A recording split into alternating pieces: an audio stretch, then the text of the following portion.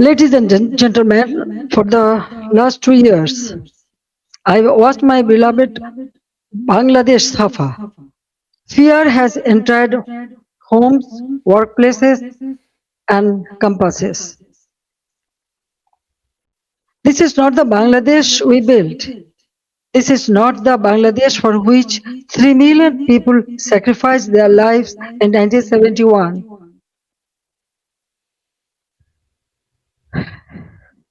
Let me begin with the truth about July and August 2024. It was not a peaceful student movement. সুপ্রিয় দর্শক, সাজ্জাদ কাদির স্বাগত জানাচ্ছি আমাদের চ্যানেলে। এই মুহূর্তে কথা বলতে চাই, শেখ হাসিনা কি এমন করলেন ক্ষুব্ধ ঢাকা দিল্লির বিরুদ্ধে বিবৃতি উগরে দিল কেন? গতকাল একটি অভাবনীয় দিন ছিল। নিঃসন্দেহে বাংলাদেশের মানুষের মধ্যে একটা জাগরণ তৈরির দিন ছিল, যে দিনটি বা যে ঘটনাটি একটু আগেও মানুষ কল্পনা করতে পারেনি যে এইরকম একটি ঘটনা ঘটবে। গতকাল দিল্লির ফরেন করেসপন্ডেন্ট ক্লাব আয়োজিত এক অনুষ্ঠানে শেখ হাসিনা কার্যত বলা যায় যে একটি সাংবাদিক সম্মেলন করে ফেললেন। তিনি কবে দেশে ফিরবেন, বাংলাদেশের অবস্থা বিস্তারিত তুলে ধরেছেন। কালকে থেকে বিষয়টি বেশ চর্চা হচ্ছে। ভারতের সব গণমাধ্যম, সারা বিশ্বের সব গণমাধ্যম বিষয়টি নিয়ে আলোচনা করছে। আমরাও করেছি গতকালকে। আজকেও আবারও শেখ হাসিনার সেই আলাপ আলোচনা, সংবাদ সম্মেলন এবং বাংলাদেশ সরকারের তথাকথিত প্রতিক্রিয়া বিবৃতি নিয়ে আমরা এই মুহূর্তে কথা বলতে চাই। দিল্লির মঞ্চ থেকে এক অভাবনীয় ঘোষণা, বাংলাদেশ সরকারের সব আপত্তি আর কূটনৈতিক টানাপোড়েন অগ্রাহ্য করে বুধবার ভারতের রাজধানী নয়াদিল্লির ফরেন করেসপন্ডেন্ট ক্লাব অফ ইন্ডিয়ার অনুষ্ঠানে সরাসরি সংবাদ সম্মেলন করলেন বাংলাদেশের সাবেক প্রধানমন্ত্রী ও আওয়ামী লীগ সভানেত্রী শেখ হাসিনা। শুধু সংবাদ সম্মেলনে নয়, আন্তর্জাতিক সংবাদ মাধ্যমের মুখোমুখি হয়ে তিনি বর্তমান প্রধানমন্ত্রী তারেক রহমানের উদ্দেশ্যে সরাসরি চ্যালেঞ্জ ছুড়ে দিয়ে স্পষ্ট জানিয়ে দিয়েছেন, দেশে আমি ফিরবই, কারণ আমার দেশ ও দেশবাসী আজ চরম বিপন্ন। তিনি আরো ঘোষণা করেছেন, বিজয়ের মাস আসছে ডিসেম্বরেই তিনি বাংলাদেশের মাটিতে পা রাখবেন। শেখ হাসিনার এই একটি ঘোষণা এবং নয়াদিল্লির প্রতিক্রিয়া বাংলাদেশ ও ভারতের রাজনীতিতে এক তীব্র আলোড়ন সৃষ্টি করেছে। এই মুহূর্তের ভিডিওতে আমরা বিশ্লেষণ করব এই সংবাদ সম্মেলনে ঠিক কি কি বিস্ফোরক অভিযোগ উঠল, ভারতের অবস্থান কি ছিল এবং এর জবাবে ঢাকা থেকে বাংলাদেশের পররাষ্ট্র মন্ত্রণালয় কতটা কঠোর প্রতিক্রিয়া জানালো। দিল্লির এই হাই প্রোফাইল অনুষ্ঠানে কেবল শেখ হাসিনাই নন, ভার্চুয়াল মাধ্যমে যুক্ত হয়েছিলেন তার পুত্র তথা বাংলাদেশের সাবেক তথ্য প্রযুক্তি উপদেষ্টা সজীব ওয়াজেদ জয়। জয় অত্যন্ত কড়া ভাষায় বাংলাদেশ রাষ্ট্রের বর্তমান চিত্র তুলে ধরে অভিযোগ করেন, বাংলাদেশ রাষ্ট্র হিসেবে ইতিমধ্যেই পুরোপুরি ব্যর্থ হয়েছে। একটি সফল ও সার্বভৌম রাষ্ট্রের যে সকল গুণাবলী থাকা দরকার তার কোনোটাই এখন আর বাংলাদেশে অবশিষ্ট নেই। তিনি আরো দাবি করেন, বর্তমানে বাংলাদেশে গণতন্ত্র, মানবাধিকার, ব্যক্তি স্বাধীনতা, নিরাপত্তা এবং সামাজিক শালীনতা সবকিছুই চরম হুমকির মুখে। জঙ্গিরা দেশের মূল ক্ষমতার অনেকটা নিয়ন্ত্রণে নিয়েছে এবং চরম অর্থনৈতিক বিপর্যয়ে ধুঁকতে থাকা বাংলাদেশ যে কোনো মুহূর্তে পুরোপুরি ভেঙে পড়তে পারে। উল্লেখ্য, ফরেন করেসপন্ডেন্ট ক্লাব অফ ইন্ডিয়ায় শেখ হাসিনার এই উপস্থিতিকে ঘিরে বেশ কিছুদিন ধরেই ঢাকা ও দিল্লির মধ্যে টানাপোড়েন চলছিল। বাংলাদেশ সরকারের পক্ষ থেকে শেখ হাসিনার এই বক্তব্য প্রচার না করার জন্য দেশের গণমাধ্যম ও সামাজিক মাধ্যমগুলোকে কঠোর নির্দেশ দেওয়া হয়েছিল। এমনকি ভারত সরকারকেও আনুষ্ঠানিকভাবে অনুরোধ করা হয় যেন শেখ হাসিনা ভারতের মাটিতে বসে কোনো প্রকার রাজনৈতিক বক্তব্য পেশ করার সুযোগ না পান। তবে ভারতের পররাষ্ট্র মন্ত্রণালয় তাদের অবস্থানে অনড় থেকে স্পষ্ট জানিয়ে দিয়েছিল যে দিল্লির এই অনুষ্ঠানে শেখ হাসিনার উপস্থিতি ও ভাষণ প্রদান নিয়ে তাদের কোনো আপত্তি নেই, কারণ ভারত সরকারের মতে সেখানে তিনি কি বলবেন বা না বলবেন তাতে দিল্লি সরকারের কোনো পূর্ব অনুমতি বা অনুমোদনের প্রশ্নই ওঠে না। ভারতের এই সবুজ সংকেতেই দিল্লির মঞ্চে দাঁড়িয়ে নিজের দীর্ঘ নীরবতা ভাঙেন শেখ হাসিনা। অনুষ্ঠানের শুরুতেই শেখ হাসিনা আবেগ আপ্লুত কণ্ঠে বলেন, আজ আমি কেবল বাংলাদেশের 5বারের নির্বাচিত প্রধানমন্ত্রী হিসেবেই নয়, জাতির পিতা বঙ্গবন্ধু শেখ মুজিবুর রহমানের কন্যা হিসেবেও আপনাদের সামনে হাজির হয়েছে। আমি সারা জীবন বাংলাদেশের মানুষের সঙ্গে হেসেছি, কেঁদেছি, তাদের সুখ দুঃখের সঙ্গী হয়েছে। আমাকে ষড়যন্ত্র করে দেশ থেকে দূরে ঠেলে দেওয়া হয়েছে ঠিকই, কিন্তু আমার জনগণের হৃদয়ের ভালোবাসা থেকে আমাকে কোনোদিনও বিচ্ছিন্ন করা সম্ভব নয়। গত 2 বছরে দেশের করুণ অবস্থার বিবরণ দিয়ে তিনি বলেন, আমি স্বচক্ষে দেখেছি আমার প্রিয় বাংলাদেশ কিভাবে কষ্টে নিমজ্জিত হচ্ছে। আমি কথা বলেছি সন্তানহারা মায়েদের সঙ্গে, চাকরি হারানো অসহায় শ্রমিকদের সঙ্গে, নিত্যপণ্যের চড়া দামে দিশেহারা পরিবারগুলোর সঙ্গে। আজ বাংলাদেশের নারী সমাজ অপমান ও ভয়ে দিন কাটাচ্ছে, আর তরুণ প্রজন্ম নিজেদের দেশের মাটিতেই কোনো উজ্জ্বল ভবিষ্যৎ দেখতে পাচ্ছে না। তিনি আরো যোগ করেন, আওয়ামী লীগের লক্ষ লক্ষ নেতাকর্মী আজ আত্মগোপনে থাকতে বাধ্য হচ্ছেন। মানুষের ঘরবাড়ি, কর্মস্থল ও শিক্ষা প্রতিষ্ঠানে চরম ভীতি চেপে বসেছে। শেখ হাসিনার মতে এ সেই বাংলাদেশ নয় যা আমরা 16 বছর ধরে পরম মমতায় গড়ে তুলেছিলাম, কিংবা যার জন্য 1971 সালে 30 লক্ষ বীর শহীদ তাদের জীবন বিলিয়ে দিয়েছিলেন। 2024-এর জুলাই আগস্টের ঘটনা প্রবাহ নিয়ে বিশ্বজুড়ে ছড়ানো তথ্যকে একটি বড় মিথ্যা হিসেবে অভিহিত করেন সাবেক এই প্রধানমন্ত্রী। তিনি দাবি করেন, আন্দোলনটিকে কেবল একটি শান্তিপূর্ণ ছাত্র আন্দোলন হিসেবে প্রচার করা হলেও আসল সত্য ছিল সম্পূর্ণ ভিন্ন।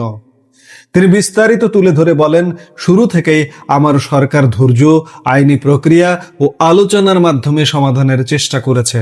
2018 সালে আমরাই শিক্ষার্থীদের দাবির মুখে কোটা পদ্ধতি বাতিল করেছিলাম। 2024 সালে মহামান্য হাইকোর্ট সেটি বহাল করলে আমার সরকারই হাইকোর্টের সিদ্ধান্তের বিরুদ্ধে আপিল করে, কারণ আমরা কোটা বাতিল রাখতে চেয়েছিলাম। আমি ব্যক্তিগতভাবে ছাত্রদের গণভবনে ডেকেছি। আমার সরকারের 3 জন সিনিয়র মন্ত্রী তাদের সঙ্গে দিনের পর দিন বৈঠক করেছেন এবং তাদের যৌক্তিক দাবি মেনে নেওয়া হয়েছে। আমরা বলেছিলাম, প্রয়োজনে সংসদে আইন পাশ করে স্থায়ী সমাধান করা হবে। তাহলে আন্দোলন থামলো না কেন? শেখ হাসিনা অভিযোগ করেন, এই আন্দোলনের কোনো দৃশ্যমান বা জবাবদিহিমূলক নেতৃত্ব ছিল না। যখনই আলোচনায় অগ্রগতি হতো, তখনই কোনো এক অদৃশ্য উৎস থেকে নতুন নির্দেশনা এসে উপস্থিত হতো এবং রাতারাতি দাবি বদলে যেত। শেষ পর্যন্ত কোটা আন্দোলনকে ষড়যন্ত্রমূলকভাবে আমার পদত্যাগের 1 দফা দাবিতে রূপ দেওয়া হয়। পরবর্তীকালে অন্তর্বর্তীকালীন সরকারের প্রধান ডক্টর মোহাম্মদ ইউনূস নিজেই এই আন্দোলনকে অত্যন্ত সুচারুভাবে পরিকল্পিত বা মেটিকুলাস ডিজাইন এবং একজন মাস্টার মাইন্ডের নেতৃত্বাধীন বলে যে মন্তব্য করেছিলেন, তা উল্লেখ করে শেখ হাসিনা বলেন, তার নিজের মুখ থেকেই সত্য বেরিয়ে এসেছে। এটি কোনো স্বতঃস্ফূর্ত ছাত্র আন্দোলন ছিল না, এটি ছিল ভোটের বাক্সের বাইরে অসৎ উপায়ে ক্ষমতায় যাওয়ার একটি আন্তর্জাতিক ও অভ্যন্তরীণ ব্লুপ্রিন্ট। 15 জুলাইয়ের পর আন্দোলনের ভয়াবহ রূপের বর্ণনা দিতে গিয়ে শেখ হাসিনা বলেন, দেশে কিভাবে হত্যা, অগ্নিসংযোগ ও লুটপাট চালানো হয়েছে। বিটিভি ভবন, সেতু ভবন, স্বাস্থ্য অধিদপ্তর, Farmgate metro rail station, Hanif flyover, Mohakhali elevated expressway, জাতীয় ডেটাবেস সেন্টার, কোভিডের বিশেষায়িত হাসপাতাল, ঢাকা মেডিকেল বিশ্ববিদ্যালয় এবং নরসিংদী জেলখানা সহ রাষ্ট্রীয় সম্পদ তছনছ করা হয়েছে। গণমাধ্যমের ওপর হামলার চিত্র তুলে ধরে তিনি জানান, প্রায় 50টি টিভি চ্যানেল ও সংবাদপত্রের কার্যালয়ে আগুন দেওয়া হয়। মোহাম্মদ শাকিল হোসেন, মেহেদি হাসান, তাহির জামান প্রিয়, এটিএম তুরাব, প্রদীপ কুমার ভৌমিক এবং সোহেল আকঞ্জির মতো প্রতিশ্রুতিশীল সাংবাদিকদের নির্মমভাবে হত্যা করা হয়। আইন শৃঙ্খলা বাহিনীর ওপর হামলার প্রসঙ্গ টেনে তিনি বলেন, প্রায় 460টি পুলিশ স্টেশন ও ফাঁড়িতে আগুন দেওয়া হয়। অনেক পুলিশ সদস্যকে পিটিয়ে হত্যা করে লাশ ফ্লাইওভারের সাথে ঝুলিয়ে রাখা হয়। তথ্য অনুযায়ী অন্তত 3000 পুলিশ সদস্য নিহত, আহত বা নির্যাতনের শিকার হয়েছেন। শেখ হাসিনা প্রশ্ন তোলেন, বিশ্বের যে কোনো দেশে যখন থানায় আগুন দেওয়া হয়, রাষ্ট্রীয় সম্পদ লুট হয়, পুলিশ হত্যা করে অস্ত্র ছিনতাই হয়, তখন আইন শৃঙ্খলা বাহিনীর দায়িত্ব কি? নাগরিকদের জীবন ও রাষ্ট্রের সম্পত্তি রক্ষা করা কি অপরাধ? তিনি স্মরণ করিয়ে দেন, ঘটনার প্রকৃত সত্য উন্মোচনে 18 জুলাই তিনি বিচার বিভাগীয় তদন্ত কমিশন গঠন করেছিলেন এবং 1 আগস্ট সেটিকে 3 সদস্যের শক্তিশালী কমিশনে উন্নীত করেছিলেন। কিন্তু পরবর্তীতে ডক্টর ইউনূসের নেতৃত্বাধীন সরকার ক্ষমতায় এসে সেই তদন্ত কমিশন বন্ধ করে দেয়। শেখ হাসিনার প্রশ্ন, যদি তারা সততাই দাবি করে তবে তদন্ত বন্ধ করলো কেন? হত্যাকারীদের কেন দায় মুক্তি দিল? সাবেক প্রধানমন্ত্রীর দাবি 5 আগস্টের পর এই ষড়যন্ত্র রাজনৈতিক নিপীড়নে রূপ নেয়। 16 জুলাই ঢাকা কলেজ ছাত্রলীগ কর্মী সবুজ আলীকে হত্যার মধ্য দিয়ে যে তাণ্ডব শুরু হয় তা এখনো থামেনি। তিনি দাবি করেন গত 2 বছরে অন্তর্বর্তী সরকার ও বর্তমান বিএনপি জামানায় অন্তত 10,000 মানুষ নিহত বা নিখোঁজ হয়েছেন, 6,50,000 মানুষকে গ্রেপ্তার করা হয়েছে এবং 3,500টি ভুয়া মামলায় 4.5 লাখ নেতাকর্মীকে আসামি করা হয়েছে। দেশের অর্থনীতির বর্তমান শোচনীয় অবস্থা তুলে ধরে তিনি বলেন, আমাদের আমলে জিডিপি প্রবৃদ্ধি ছিল 6.5 থেকে 7.5%। অর্থনীতির আকার 70 বিলিয়ন থেকে 450 বিলিয়ন ডলারে পৌঁছায় এবং মাথাপিছু আয় বাড়িয়ে 784 ডলারে নিয়ে গিয়েছিলাম। কিন্তু আজ দেশের স্বাধীনতার 54 বছরের ইতিহাসে প্রথম শিল্প খাতে ঋণাত্মক প্রবৃদ্ধি দেখা দিয়েছে। ব্যাংক খাতে খেলাপি ঋণ 13% থেকে লাফিয়ে 47% পৌঁছেছে। দারিদ্র্যের হার 18.7 থেকে বেড়ে 46.8 হয়েছে। 2 কোটির বেশি মানুষ নতুন করে বেকার হয়েছে আর বন্ধ হয়ে গেছে 5 শতাধিক শিল্প কারখানা। নয়াদিল্লির এই সংবাদ সম্মেলন শেষ হওয়ার কয়েক ঘন্টার মধ্যেই ক্ষোভে ফেটে পড়ে বাংলাদেশের পররাষ্ট্র মন্ত্রণালয়। ঢাকা থেকে এক দীর্ঘ ও কড়া বিবৃতিতে জানানো হয়, পলাতক ও দণ্ডিত শেখ হাসিনার জন্য বাংলাদেশে আর কোনোদিন স্থান হবে না। বাংলাদেশ সরকারের বিবৃতিতে গভীর ক্ষোভ ও দুঃখ প্রকাশ করে বলা হয়, জুলাই বিপ্লবের 2য় বার্ষিকী পালনের মুহূর্তে ভারতের মাটিতে বসে একজন পলাতক দণ্ডিত গণহত্যাকারীকে গণমাধ্যমের সামনে বিষোদ্গার করার সুযোগ দেওয়া বাংলাদেশের সার্বভৌমত্বের প্রতি এক চরম অবমাননা। এই ঘটনা 2 দেশের দ্বিপাক্ষিক সম্পর্ক পুনর্গঠনের প্রক্রিয়ায় গভীর আঘাত এনেছে।